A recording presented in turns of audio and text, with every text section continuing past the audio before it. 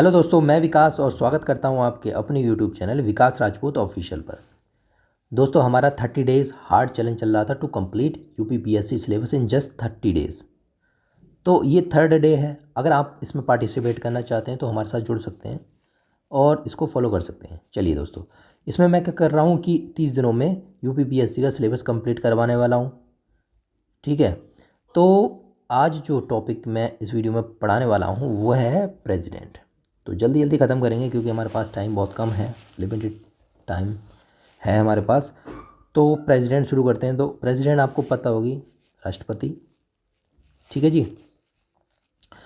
तो राष्ट्रपति का चुनाव जो इस टाइम है, द्रौपदी मुर्मू जी, वो प्रेसिडेंट है। तो हमें ये पता होना चाहिए कि प्रेसिडेंट जो है उसकी क्या पावर्स हैं, कौन से आर्टिकल्स में आते हैं, क्या उनसे पार्ट में आते हैं।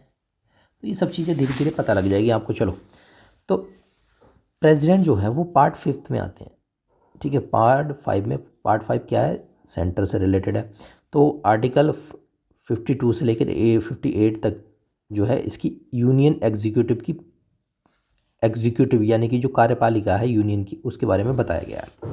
जिसमें कार्यपालिका यूनियन एग्जीक्यूटिव में कौन कौन आता है, प्रेसिडेंट आते हैं, प्रेसिडेंट आता है, प्रेसिडेंट हो गया, फिर वाइस प्रेसिडेंट, पीएम यानी कि prime minister, council of ministers जो मंत्री मंडल जैसे बोलते हैं, मंत्री परिषद बोलते हैं वो, फिर अटर्नी जनरल ऑफ इंडिया। ठीक है जी। ये जो है 3 2 5 जो लोग हैं, 5 वो इसमें आते हैं यूनियन एग्जीक्यूटिव में। एग्जीक्यूटिव का काम ये होता है कि अपनी जो हमारी पॉलिसीज हैं उनको लागू करना। ठीक है जी। अब प्रेसिडेंट कौन होता है, head of the Indian state. तो स्टेट का हेड जो है वो प्रेसिडेंट ही होते हैं। और दूसरी बात जो है, first citizen of India. First citizen अगर पूछे तो कौन होता है, प्रेसिडेंट होता है। ठीक है, चलो अब मेन मेन आर्टिकल्स देख लेते हैं जो कि पूछे जा सकते हैं। चलो इसको देख लेते हैं कि क्या क्या आर्टिकल्स हैं। आर्टिकल्स हैं 52 जो है प्रेसिडेंट ऑफ इंडिया के बारे में बोलते हैं। 54 जो है election of the president of India, election कैसे होना चाहिए। 56 जो है टर्म, कितना टाइम होना चाहिए, कितना जो है कार्यकाल होना चाहिए प्रेसिडेंट का, वो बताता है। 60 जो है ओथ, ओथ मतलब जो है आपकी शपथ वगैरह है, वो ओथ जो है आर्टिकल 60 में आती है। 61 जो है तुम्हारी इम्पीचमेंट ऑफ द प्रेसिडेंट को इम्पीच यानी कि उसको रिमूव कैसे किया जाता है, वो आर्टिकल 61 में डिस्क्राइब किया गया है। चलो आगे देख लेते हैं। अब सबसे पहली बात है कि इलेक्शन, द प्रेसिडेंट के इलेक्शन कैसे होते हैं। इलेक्शन बहुत ही इंपॉर्टेंट है। इसमें टॉपिक आता है कि कौन कौन जो इलेक्शन में प्रेसिडेंट के पार्ट लेते हैं। देखो, प्राइम मिनिस्टर के आप इलेक्शन देखते हो तो आपको पता होती है कि आप भी जो है आम जनता वोट डालती है, बट यहाँ पर पता नहीं लगती है कि हमें प्रेसिडेंट के इलेक्शन कैसे हो रहे हैं, क्योंकि आप डायरेक्ट इलेक्शन नहीं होते हैं। तो कैसे होते हैं, कौन कौन पार्ट लेते हैं जो इलेक्शन में प्रेसिडेंट के इलेक्शन में कौन कौन पार्ट लेते हैं, ये हमें पता होना चाहिए। ठीक है, चलो तो सबसे पहले जो इलेक्शन है वो directly not elected directly by the people, जो लोगों के द्वारा डायरेक्टली नहीं इलेक्ट होते हैं। सबसे पहली बात है elected by the member of electoral college. अब इलेक्टोरल कॉलेज मतलब, कॉलेज का मतलब ये होता है कई सारे लोग होते हैं, उनका कॉलेज बनाया जाता है, लोगों का ग्रुप बनाया जाता है, उनके द्वारा जो है वो सिलेक्ट किए जाते हैं। अब इस कॉलेज में, ठीक है, कॉलेज होगा यहाँ पे, ए होगा। इस कॉलेज में, इस ग्रुप में कौन कौन जो होते हैं वो आपको पता होना चाहिए। चलो देख लेते हैं। तो सबसे पहले इलेक्टोरल कॉलेज में जो होते हैं वो हैं इलेक्टेड मेंबर ऑफ वो the houses of the parliament. Parliament जो है लोकसभा और राज्यसभा, लोकसभा और राज्यसभा, राज्यसभा के मेंबर बोथ। और सबसे पहली बात है उनके दोनों के मेंबर्स होने चाहिए, यानी कि एमपीज़ जो है, टोटल एमपीज़। एमपी देखो, राज्यसभा से भी हो सकता है, लोकसभा से भी हो सकता है, दोनों एमपी कहलाएंगे। तो जो एमपी हैं, मेंबर ऑफ पार्लियामेंट्स हैं, वो पार्ट लेते हैं। लेकिन ये इलेक्टेड ओनली, नॉमिनेटेड नहीं। जैसे प्रेसिडेंट नॉमिनेट करते हैं कुछ मेंबर्स को, वो नहीं, केवल और केवल जो है इलेक्टेड मेंबर्स ही पार्ट लेंगे लोकसभा और राज्यसभा में। ठीक है जी, चलो एक ही बात क्लियर हो गई, कोई दिक्कत। चलो दूसरा जो पार्ट लेंगे वो है elected member of legislative assembly, यानी कि जो एमएलए होते हैं वो पार्ट लेने वाले हैं। एमएलए, ठीक है, एमएलए होते हैं वो पार्ट लेने वाले हैं, वो भी इलेक्टेड। यानी कि जो स्टेट्स में जितने भी एमएलए हम सिलेक्ट करते हैं ठीक है। लोकल आपको विधायक नाम सुना होगा, विधायक जी, तो जितने विधायक जी होते हैं वो सब पार्ट लेते हैं उसमें, वो भी इलेक्टेड ना कि नॉमिनेटेड। ठीक, चलो अगला देखते हैं। Elected member of legislative assembly of the UTs, यानी कि जो यूटी होता है, यूनियन टेरिटरीज, जैसे दिल्ली हो गए, उसमें भी एमएलए होते हैं। ठीक है, एमएलए होते हैं। तो दिल्ली पौडीचेरी में 2 ही स्टेट्स में जो है एमएलएज हैं, तो इसमें इसके भी पार्ट लेने वाले हैं, वो भी इलेक्टेड। ठीक है, इसमें भी नॉमिनेटेड नहीं होते हैं। ये ऐड कब किया? 70 कॉन्स्टिट्यूशन अमेंडमेंट एक्ट 1992, तो 70वें संविधान संशोधन के तहत इसको ऐड किया गया। ठीक है जी। तो हमें पता लग गई तीन तरह के इलेक्टेड मेंबर्स ही पार्ट लेते हैं। अगर कोई पूछे कि nominated all members, no, not all members, only elected members. ठीक है, अब अगली चीज़ नोट थोड़ा मैं आपको बता देता हूँ कि है नॉमिनेटेड मेंबर जो है ऑफ द पार्लियामेंट और लेजिस्लेटिव असेंबली, ये पार्ट नहीं लेते हैं, नॉमिनेटेड मेंबर नहीं करते हैं। Nominated member of state legislative council, ये भी नहीं करते हैं। Nominated member of the UT नहीं करते हैं। तो ये जो है नॉमिनेटेड जहाँ भी आ जाए वहाँ पर बिल्कुल क्रॉस कर देना, नहीं करते हैं। बस आगे बढ़ो।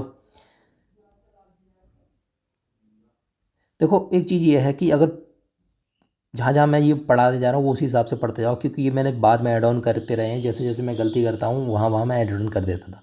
तो प्रेसिडेंट जो है वो लीगल लाइबिलिटी एंड इम्यून होता है फ्रॉम द क्रिमिनल प्रोसीडिंग। अगर प्रेसिडेंट जो इस टाइम बना हुआ होगा कोई भी, तो वो क्रिमिनल प्रोसीडिंग के लिए उसको इम्यूनिटी मिलेगी, उसको छूट मिलेगी। मतलब ये है कि क्रिमिनल प्रोसीडिंग नहीं होने वाली उन पर। लेकिन 2 महीने का जो है अगर उन्हें नोटिस दिया जाएगा तो सिविल प्रोसीडिंग जो है, क्रिमिनल नहीं, सिविल प्रोसीडिंग में भी इनिशिएटेड अगेंस्ट हिम। ठीक है, पर्सनल एक्ट कोई भी आएगा तो उसे उन पे जो सिविल प्रोसीडिंग्स जो है वो की जा सकती हैं। चलो आगे देख लेते हैं। इलेक्शन का प्रोसीजर, इसके लिए board value of vote 1 MLA. देखो इसमें बताऊं, एक तो पहली बात ये है, इसमें क्वेश्चन नहीं पूछा जाता है यहाँ पर डिटेल में। ठीक है, यहाँ पर अगर पूछो मेंस में पूछेगा, बट अगर फिर भी कि कैसे क्या है, प्रोसीजर क्या है, वोट वैल्यू ऑफ 1 एमएलए क्या होता है, चलो ये बता देता हूँ। Value of vote of 1 MLA, तो total population of the state. ठीक है, total population of the state, फिर total number of state member in the state legislative assembly. तो total number of state members कितने हैं इन लेजिस्लेटिव असेंबली, टोटल कितने हैं, और यहाँ पर total population of the state कितनी है, इंटू 1/1000 जो है उनसे मल्टीप्लाई कर दो। इससे क्या लगा जाएगा, वैल्यू ऑफ 1 एमएलए, एक एमएलए की वैल्यू निकल जाएगी। ऐसी एक एमपी की वैल्यू क्या होती है, वोट की वैल्यू क्या होती है, जो कि पार्ट लेने वाले हैं। ऐसी total value of votes of all the MLAs of the all states. ठीक है, सभी स्टेट की जो एमएलए हैं उनका टोटल वोट्स गिने जाएंगे। उसके बाद total elected member of the parliament, जो इलेक्टेड मेंबर्स हैं टोटल में, वो लोकसभा राज्यसभा दोनों मिला के, तो जिससे क्या एमपी की जो एमपी मतलब मेंबर ऑफ पार्लियामेंट के का वोट वैल्यू पता लग जाएगी। ठीक है, अब दूसरी चीज़ ये है कि ये बताओ कि जो प्रेसिडेंट का इलेक्शन है, ठीक है, वो कैसे होता है। Election of the president held on the system of proportional representation by single transferable vote. अब ये क्या होता है, ये बड़ा अलग सा लग रहा होगा ना आपको कि भैया proportional of system of proportional representation, हवाबाजी चल रही है ना, थोड़ी लग रहा होगा कि यार बड़ा हैवी वर्ड है। तो क्या होता है, देखो मैं बताता हूँ, सिंपल बात है, मैं ये बताता हूँ तुम्हें क्या होता है, अंडरस्टैंडिंग समझो इसको। क्या होता है कि हमने मान लो प्रेसिडेंट है, कैंडिडेट मैंने खड़ा कर दिए A B C, 3 कैंडिडेट को हमने प्रेसिडेंट के लिए खड़ा करा। ठीक है, अब उनके बोर्ड्स हैं कुछ, जो बोर्ड MP MLA जो MPs डालेंगे या फिर MLA जो जितने भी वोट बैंक बनेगा, कोलाज बनेगा, वो डालेंगे जब पार्टिसिपेट करेंगे, तो उनका क्या होगा पता है, एक बॉक्स ये है, एक बॉक्स ये है, एक बॉक्स ये है, इसमें A है, B है, C है। तो सभी जितने भी MLA हैं, यानी कि मैंने कहा कि A B C 3 कैंडिडेट हैं, सभी वोटर्स को जो भी पार्ट लेने वाले हैं उनको एक लिस्ट दे रखी होगी, मतलब एक तरह से लिस्ट दे रखी है। अब उसमें क्या कहा है कि बताओ, ए से इनसे कहा है 1 से 2 से 3 से कि बताओ आप किसको पहले वोट दोगे। इनको अपनी पर्सनली बता रहा हूँ, तो मैं कहूँगा आप प्रेफरेंस लिखो कि मान लो मैं दूंगा सबसे पहले A को, फिर मैं दूंगा C को, फिर मैं दूंगा B को। इसको भी कहोगे तुम इसको भी लिखो।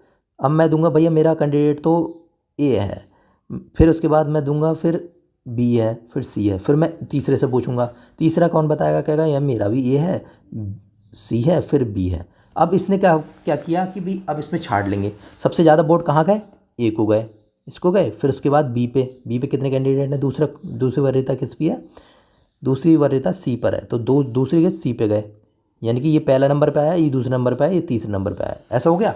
अब तीनों को सिलेक्ट हो गए। अब यहाँ पर सबसे आगे आ गया ये, सबसे कम किसके पास वोट है, सी के पास।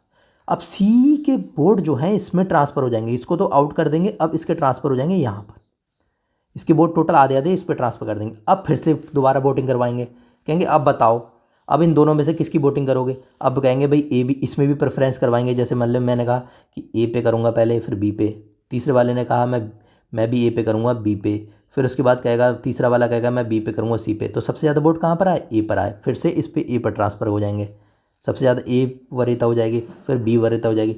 अगर ये भी ख़त्म हुआ, अगर ज़्यादा कैंडिडेट है तो इसके, अगर ये दो ही कैंडिडेट है तो भैया इसको जिता देंगे। तो ऐसे क्या होता है कि दूसरे के वोट जो हैं, जो हारने वाले के वोट हैं वो ट्रांसफ़र हो जाते हैं जीतने वाले बराबर बराबर आगे वाले कैंडिडेट में। तो समझ में आ गई कि system of single transferable vote, कि जो एक एक वोट जो है वो ट्रांसफ़र हो जाता है दूसरे वाले को। ठीक है जी, बस ये सिंपल सी बात है। चलो आगे देख लेते हैं। ओके चलो, अब इस क्वालिफिकेशन क्या होती है प्रेसिडेंट की, प्रेसिडेंट को इलेक्ट करने की क्या, तो ये आर्टिकल दिया हुआ है 84 में। सबसे पहले सिटीज़न ऑफ इंडिया होना चाहिए, 35 साल जो है एज होनी चाहिए minimum, should be qualified with the election of the Lok Sabha के इलेक्शन के लिए क्वालिफाई जरूर होना चाहिए, ऐसा नहीं है कि आप क्वालिफाइड नहीं हो।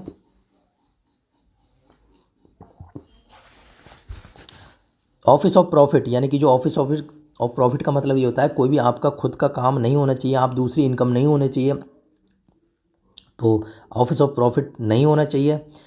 Under the union state and the local, कुछ भी कहीं भी आपका कोई भी जो है ऑफिस ऑफ प्रॉफिट नहीं होना चाहिए। अब ये नहीं है कि किसी और अलग से आप कमाई कर रहे हो, नहीं। चलो ठीक है आगे देखते हैं। नेक्स्ट जो है ओथ, ओथ जो है प्रेसिडेंट जो है फेथफुल एग्जीक्यूटिव ऑफिसर, ठीक है, वो कहता है कि presence protect defend constitution law करना चाहिए, फिर devote himself to the service of the people of India. ठीक है, यहाँ से क्वेश्चन नहीं आता है बट ठीक है। ओथ किसके सामने दी जाती है, इन फ्रंट ऑफ CJI, यानी कि चीफ जस्टिस ऑफ इंडिया के सामने जो होता है वो ओथ होती है। अगर अगर जो है CJI chief justice of India अगर वो एब्सेंट होते हैं उस दिन, तो सीनियर मोस्ट जज ऑफ द सुप्रीम कोर्ट जो है वो पार्ट लेंगे इस चीज़ में। ठीक है जी, सीनियर मोस्ट जज, यानी कि अगर मैं बात करूँ इन फ्रंट ऑफ CJI यानी कि चीफ जस्टिस ऑफ इंडिया। ठीक है जी, चलो आगे देख लेते हैं। चलो नेक्स्ट दोस्तों देखते हैं कि अगर जो है नॉमिनेशन, अगर हम मान लो हम किसी का प्रेसिडेंट का नॉमिनेशन के लिए जाते हैं कि इनका नामांकन दाखिल करने के लिए जाते हैं, तो उसमें कौन कौन होते हैं उनके पास, सबसे पहले 50 जो है प्रपोजल्स होने चाहिए, 50 मेंबर्स ऐसे होने चाहिए प्रपोज करें कि हाँ मैं इनको बनाना चाहता हूँ प्रेसिडेंट के लिए, खड़ा करना चाहता हूँ। ठीक है, 50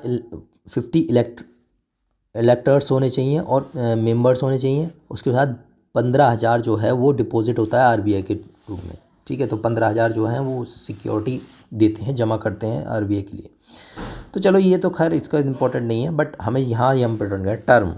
टर्म कौन सा होता है, टर्म हमेशा 5 साल होते हैं। ठीक है, रिज़ाइन एनी टाइम, कभी भी रिज़ाइन कर सकते हैं, किसको, अगर वाइस प्रेसिडेंट को रेजिग्नेशन लेटर देने के बाद रिज़ाइन कभी भी कर सकते हैं। Remove before completion of by impeachment, अगर रिमूव करना है, उनको रिमूव करना है तो इम्पीचमेंट जो है वो महाभियोग जिसे बोलते हैं वो लाना पड़ेगा, तब कहीं जाके जो है प्रेसिडेंट जो है वो रिमूव होंगे। Can hold beyond his term of 5 year, yes. अगर पूछे कि क्या जो है प्रेसिडेंट जो है 5 साल से ज़्यादा हो सकते हैं, मतलब 5 साल से ज़्यादा कार्यकाल हो सकता है, यस हो सकता है, क्योंकि जब तक सक्सेसर चार्ज नहीं लेगा तब तक वो है वही जो है प्रेसिडेंट रहेंगे। ठीक है, री इलेक्शन के लिए एलिजिबल, यस बिल्कुल होते हैं, री इलेक्शन हो सकता है। जैसे अमेरिका में है, अमेरिका भी स्टाइल इलेक्शन हुआ है तो एक व्यक्ति 2 बार से ज़्यादा इलेक्शन नहीं लड़ सकता, बट यहाँ पर अनलिमिटेड बार लड़ सकता है, अनलिमिटेड बार बन सकता है। ठीक है जी, चलो जी आगे देखते हैं। अब मैंने कहा कि भाई प्रेसिडेंट जो है वो इम्पीचमेंट के थ्रू ही जो है, महाभियोग के थ्रू ही जो है वो रिमूव हो सकता है। तो क्या है महाभियोग? तो इम्पीचमेंट जो है वो कहाँ से लिया? यूएसए से लिया है, ठीक है जी। यूएसए से इम्पीचमेंट का कॉन्सेप्ट लिया हुआ है आर्टिकल 61 के तहत। तो सबसे पहले अगर जो क्राइटेरिया है, वो सबसे पहले जो criteria violation of the constitution, अगर कॉन्स्टिट्यूशन का वॉयलेशन करते हैं प्रेसिडेंट तो वो जो है इम्पीच किए जा सकते हैं, क्राइटेरिया। लेकिन ऐसा है कॉन्स्टिट्यूशन में जो डिफाइन ही नहीं है कि क्या वॉयलेशन किसको कहेंगे। बड़ी विडम्बना है, बट होना चाहिए, चलो कोई बात नहीं।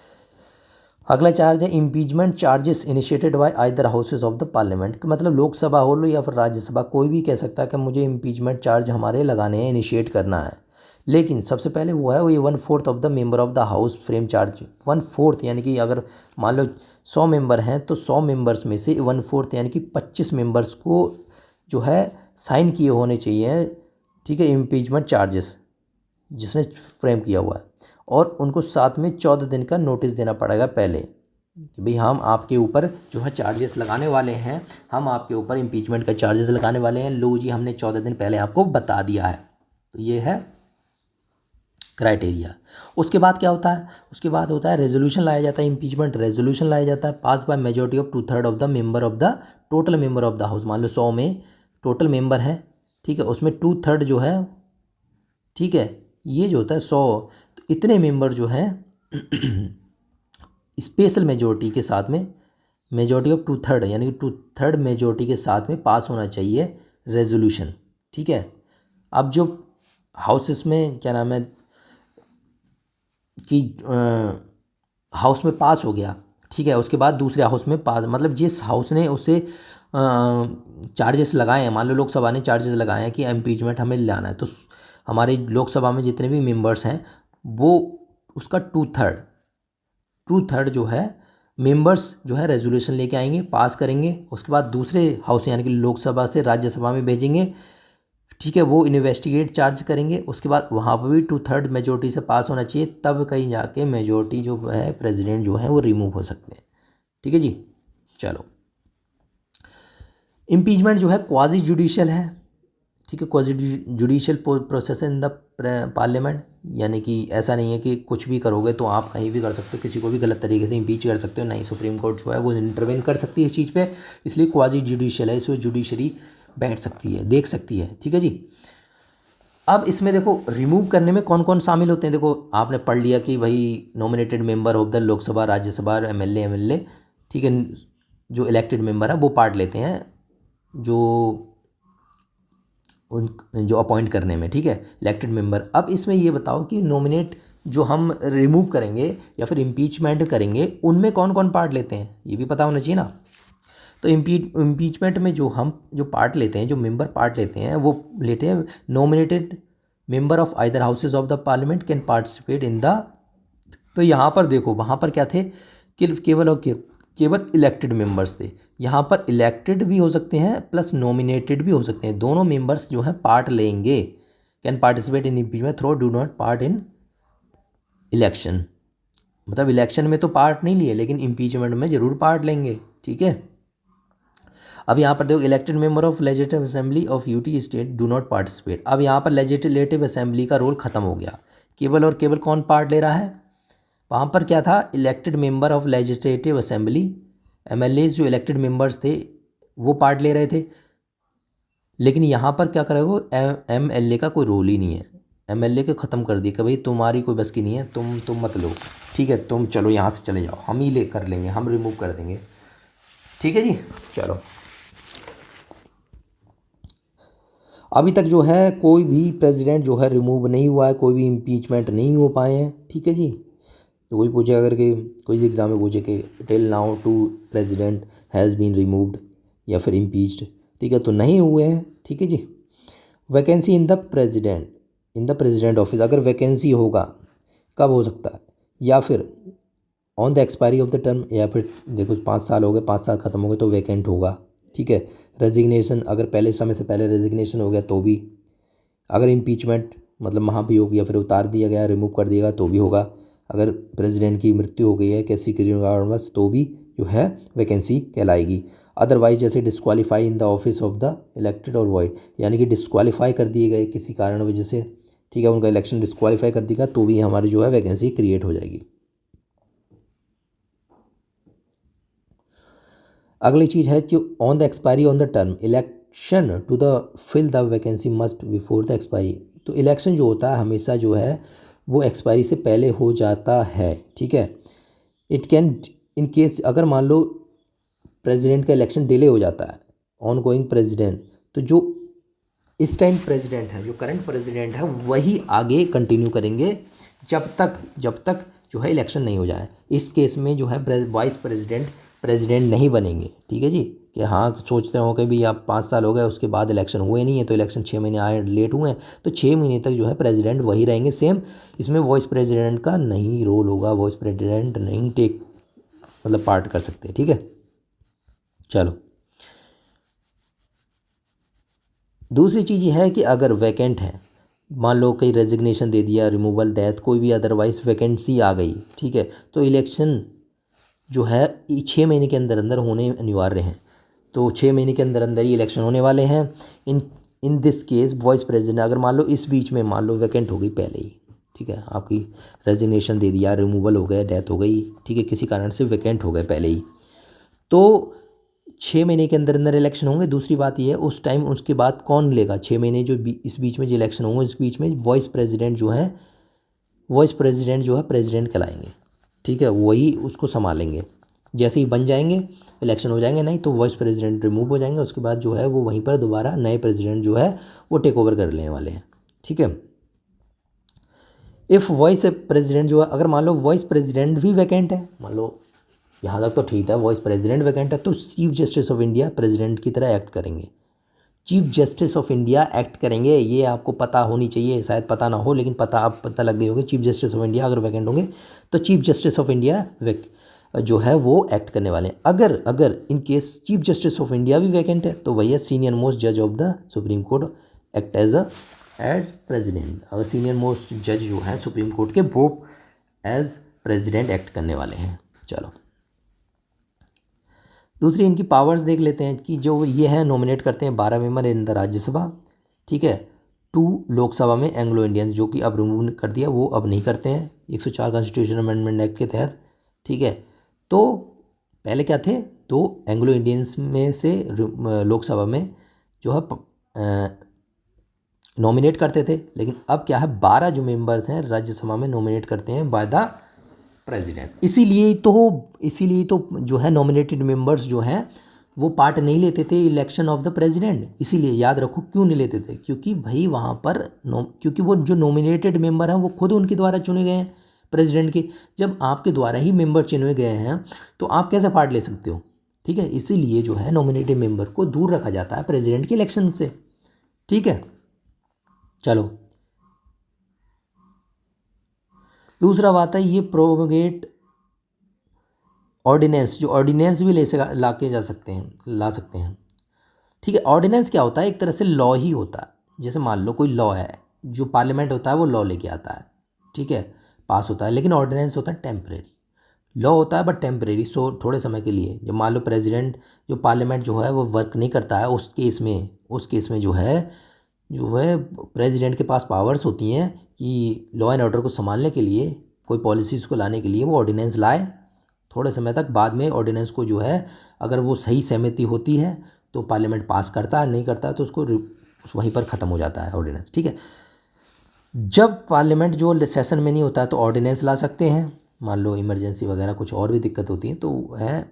इन केस अगर कोई पार्लियामेंट सेशन में नहीं होता है तो ऑर्डिनेंस जो है वो प्रेसिडेंट लेके आ सकते हैं, ठीक है। चलो अगर ऑर्डिनेंस जो लाए हैं तो उसको अप्रूव होना चाहिए पार्लियामेंट के 6 हफ्ते के बीच में, ऑर्डिनेंस को पास होना ज़रूरी है, तभी वो ऑर्डिनेंस आगे कंटिन्यू रखेगा, नहीं तो वो सीज हो जाएगा। दूसरी पावर ये भी है कि ये जो he can make regulation for the peace progress and good governance in Andaman Nicobar Lakshadweep Dadra Nagar Haveli. तो एक तरह से उनके पास जो है पावर्स हैं, रेगुलेशंस बना सकते हैं, पीस प्रोग्रेस पे रेगुलेशन बना सकती है अंडमान निकोबार लक्षद्वीप, है ना, दादरा नगर हवेली वगैरह पे, रेगुलेशंस भी बना सकते हैं। अगली पावर्स क्या है, इमरजेंसी की पावर। इमरजेंसी की power, national emergency, president rule और द फाइनेंशियल इमरजेंसी। आर्टिकल 250 352 से लेकर 360 तक जितनी भी पावर्स हैं वो है इमरजेंसी पावर। तो ये पावर्स किसके पास हैं, प्रेसिडेंट के पास हैं। तो इसको डिटेल में अलग से चैप्टर से पढ़ेंगे, तो अभी आप बस इतना समझ लीजिए इमरजेंसी पावर्स भी हैं। साथ में ये भी है कि he can appoint any member of the Lok Sabha for the Lok Sabha speaker when vacant speaker और वॉइस स्पीकर। अब मान लो कभी इन केस जो है लोकसभा में जो है स्पीकर या फिर वॉइस स्पीकर जो है वो उसकी सीट वैकेंट है, तो वो जो है प्रेसिडेंट के पास पावर है कि लोकसभा के स्पीकर को जो है अपॉइंट कर सकते हैं। ठीक है, राज्यसभा में भी ऐसा ही है। ठीक है जी। साथ में ये भी है कि जो प्रेसिडेंट की प्रायर रिकमेंडेशन चाहिए। मान लो मनी बिल हम लेके आ रहे हैं तो प्रेसिडेंट की प्रायर रिकमेंडेशन मस्ट है।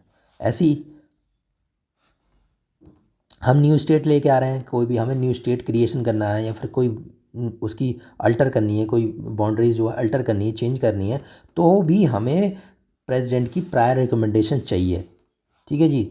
या फिर grant, demand for the grants यानी कि बजट वगैरह में है तो भी हमें जो है वो प्रायर परमिशन चाहिए प्रेसिडेंट की। ठीक है जी। चलो आगे देख लेते हैं।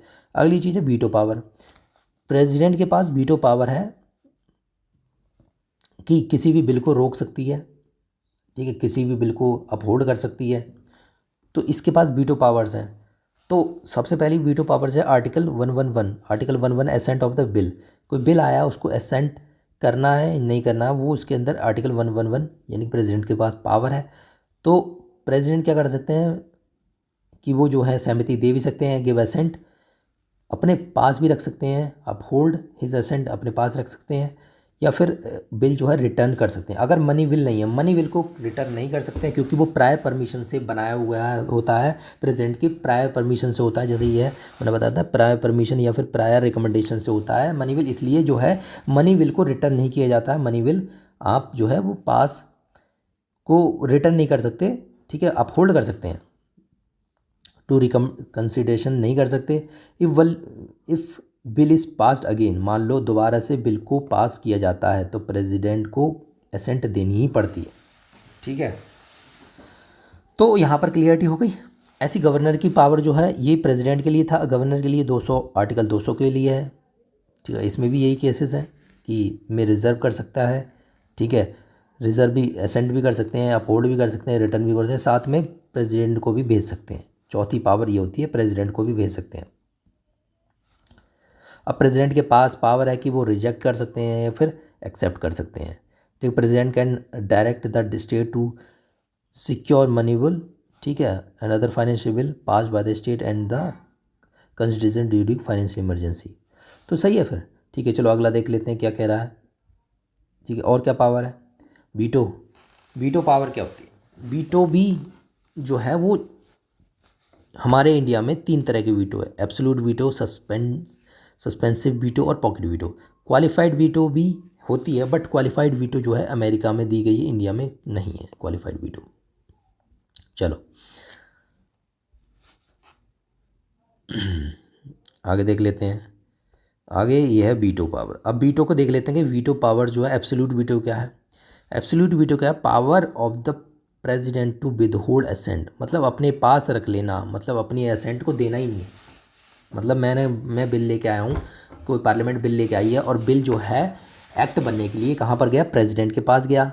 अब प्रेसिडेंट नहीं चाह रहा है कि भाई मेरे को अपनी सहमति नहीं देनी है, तो वो अपने पास रख लेंगे, विदहोल्ड कर लेंगे अपने पास।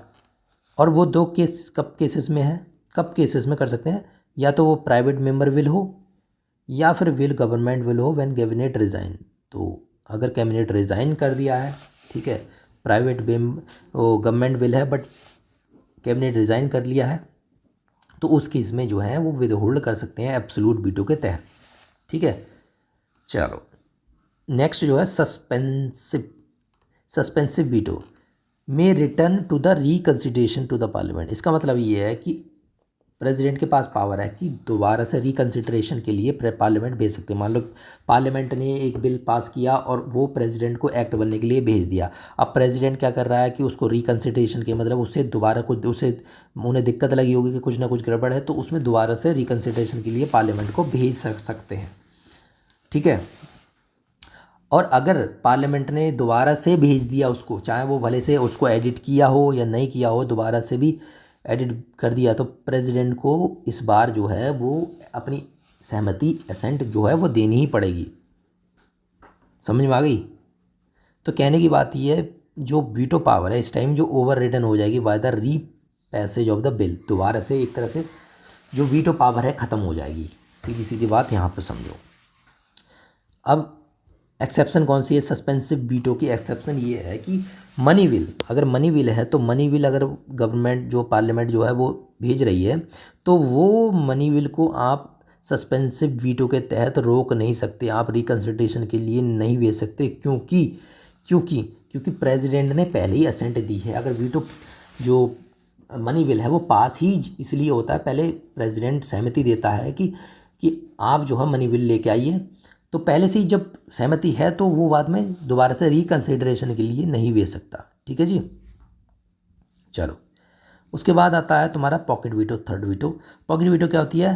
प्रेसिडेंट ना ही रेक्टिफाई करेंगे कि भाई हाँ चलो रेक्टिफाई करेंगे, ना ही रिजेक्ट करेंगे, ना ही रिटर्न करेंगे। तो मतलब सब ही तरफ से ना ही उन्होंने अपना सहमति दी, ना ही ये कहा कि ख़त्म नहीं करूँगा कुछ भी, ना ही वापस भेजा के दोबारा लेके जाओ। तो तीनों के तीनों ही कुछ अपने हिसाब से बिल्कुल मूक बन गए, बिल्कुल शांत हो गए, अपने आप पे बोले ही नहीं। उसको क्या कहते हैं? Pocket veto. ठीक है जी। तो सिंपल लैंग्वेज में ये है कि अपनी ही जेब में रख लिया सब चीज़, जो पॉकेट में रख लिया इनडेफिनेट टाइम के लिए, जेब में रख लिया, बस्ते में, ठंडे बस्ते में रख लिया, इसको नहीं होना है कुछ भी, इसका कुछ नहीं हो सकता। तो बिल वो मृत हो गया, मर गया जो है बिल। ठीक है। दूसरी बात है president has no veto power with respect to constitution amendment act. बहुत इंपॉर्टेंट वो है कॉन्सेप्ट है कि प्रेसिडेंट के पास कोई भी वीटो नहीं होती है रिलेटेड टू क्या? कॉन्स्टिट्यूशन अमेंडमेंट एक्ट या फिर constitution amendment bill, sorry, bill से रिलेटेड जो भी संविधान संशोधन बिल है उससे रिलेटेड कभी भी प्रेसिडेंट के पास पावर नहीं होती है, वीटो नहीं कर सकते। तो ये जो है ऐड कब किया गया? 24वें संविधान संशोधन से 1971 के तहत। ठीक है जी।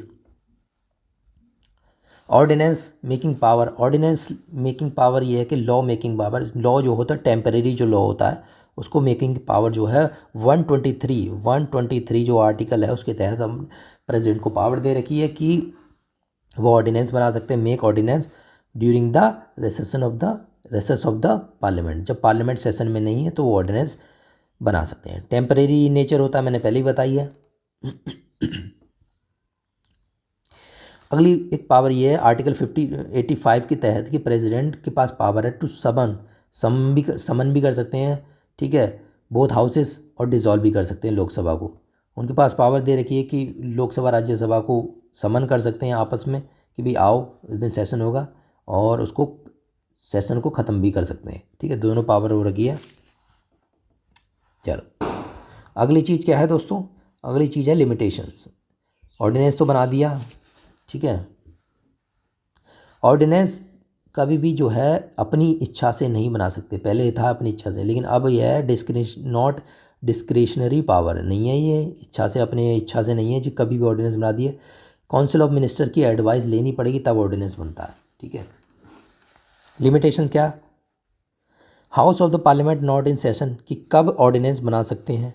जब पार्लियामेंट सेशन में ना हो, या फिर एक जो है हाउस सेशन में हो, मान लो लोकसभा हो राज्यसभा ना हो। ठीक है, तो एक सेशन में हो, राज्यसभा ना हो और लोकसभा हो, तो एक जो है एक सेशन में हो, खाली एक ही सेशन में हो, एक ना हो, तो भी जो है ऑर्डिनेंस बना सकती है। दूसरा क्या?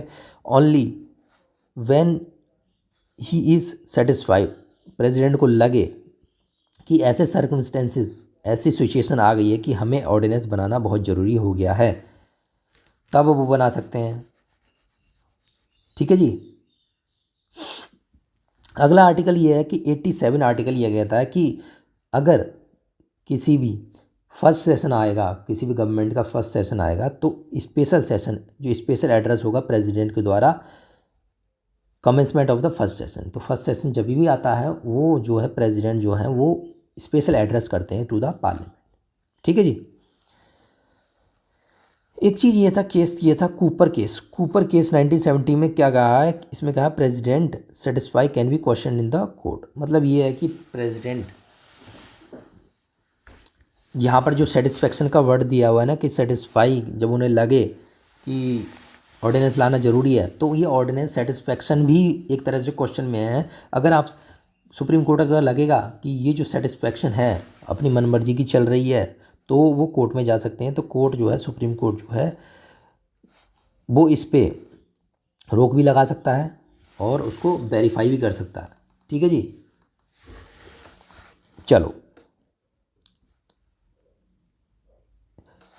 38 कॉन्स्टिट्यूशन अमेंडमेंट एक्ट 1975 में प्रेसिडेंट को फाइनल, प्रेसिडेंट की जो सेटिस्फेक्शन फाइनल माना गया था और जुडिशियल रिव्यू के नहीं कर सकते ये माना गया था। लेकिन बाद में 78 कॉन्स्टिट्यूशन में जो 44वें संविधान संशोधन से है वो उसको इसके नकार दिया सुप्रीम कोर्ट ने। उसने और जो प्रेसिडेंट्स सेटिस्फेक्शन इज़ जस्टिसेबल, मतलब ये है कि जो प्रेसिडेंट की जो सेटिस्फेक्शन है वो जस्टिसेबल होना चाहिए।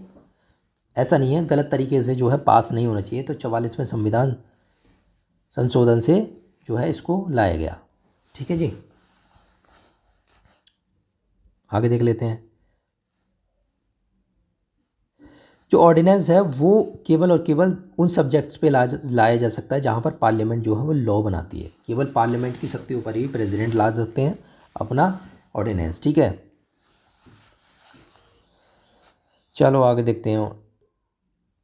अब ऑर्डिनेंस पास करने का क्या प्रोसेस है। Ordinance must be laid before both houses when parliament reassemble. अगर मान लो ऑर्डिनेंस लेके आए, ऑर्डिनेंस लेने के बाद वो जो जैसे ही पार्लियामेंट दोबारा रीअसेंबल होगी, ठीक है, रीअसेंबल होगी, उस पर जैसे ही रीअसेंबल होगी उसको आप लेके आना पड़ेगा, पार्लियामेंट में पास करवाना पड़ेगा उसे 6 हफ्ते के बीच में।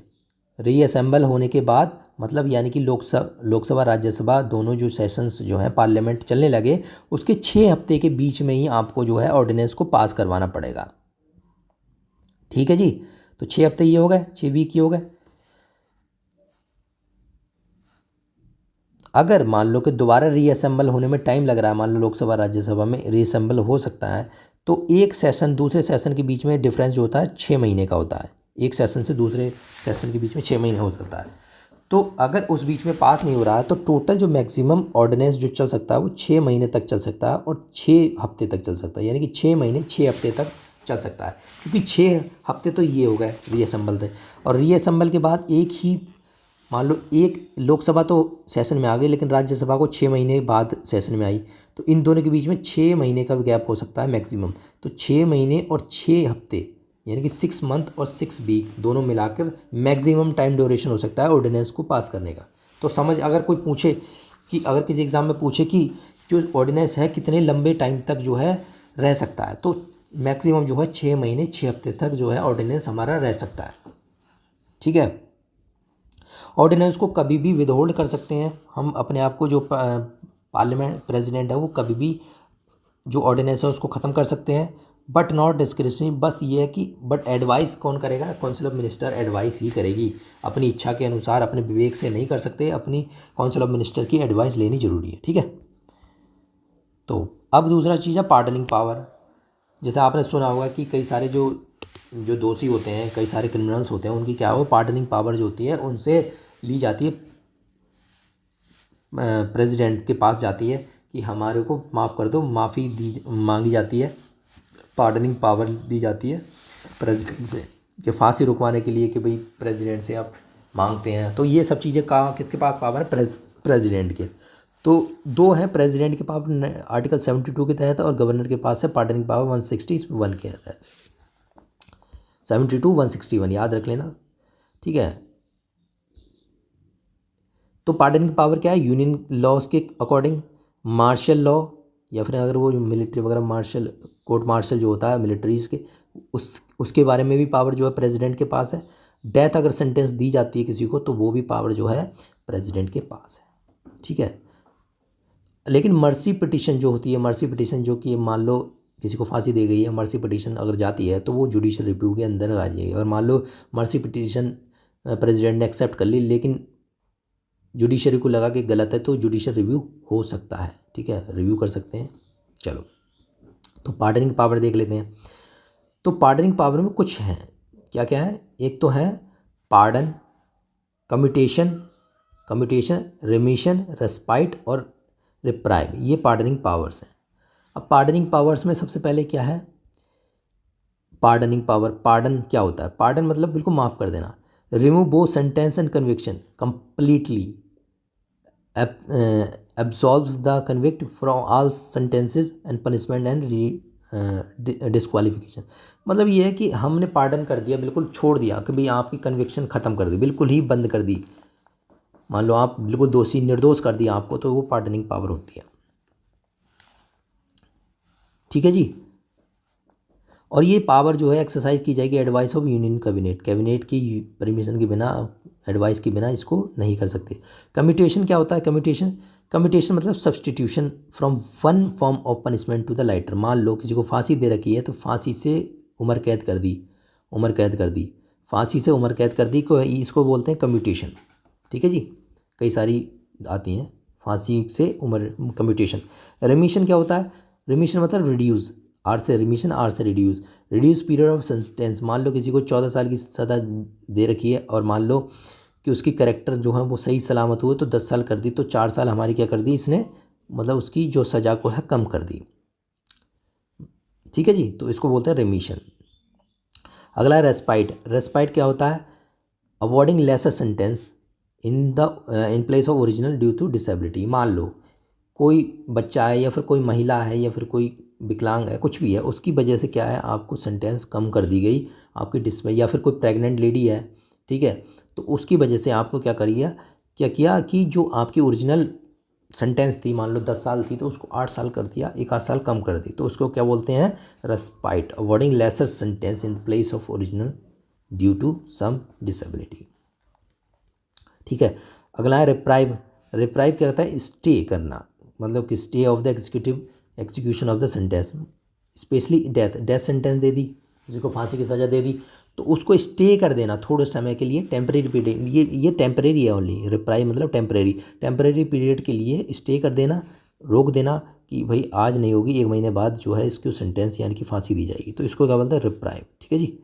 चलो, गवर्नर के पास भी यही पावर्स होती है 161 की, लेकिन कोर्ट मार्शल के लिए नहीं होती है और डेथ सेंटेंस के लिए नहीं होती है, बाकी सब ये पावर्स होती है गवर्नर के पास। कौन कौन सी, कोर्ट मार्शल और डेथ सेंटेंस, ठीक है। चलो,